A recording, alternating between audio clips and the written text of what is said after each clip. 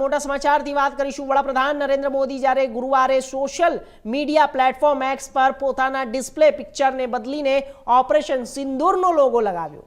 આ પહેલ જ્યારે પહેલગામના આતંકી હુમલાના જવાબમાં શરૂ કરાયેલ સૈન્ય ઓપરેશનની પ્રથમ વર્ષગાંઠ પર ભારતીય સેનાના સાહસને શ્રદ્ધાંજલિ આપવા માટે કરવામાં આવી છે। એપ્રિલ 2025માં થયેલ પહેલગામ આતંકી હુમલા બાદ શરૂ કરવામાં આવ્યું, જેમાં 26 લોકોના જીવ ગયા હતા। ઓપરેશન સિંદૂર દરમિયાન જ્યારે ભારતીય સેનાએ પાકિસ્તાન અને અધિકૃત જમ્મુ કાશ્મીર જ્યારે તેની અંદર હાજર આતંકી ઠેકાણાઓ પર હુમલો કર્યો। 7 મે 2025ના લોન્ચ કરાયેલ ઓપરેશન સિંદૂરમાં ભારતે પાકિસ્તાન અને અધિકૃત જમ્મુ કાશ્મીરમાં 9 મોટા આતંકી લોન્ચ પેડને નાશ કરવામાં આવ્યો હતો। દરમિયાન લશ્કરે તૈયબા, જૈશ એ મોહમ્મદ અને હિઝબુલ્લા મુજાહિદ્દીનની સુવિધાઓને નિશાન બનાવવામાં આવ્યું।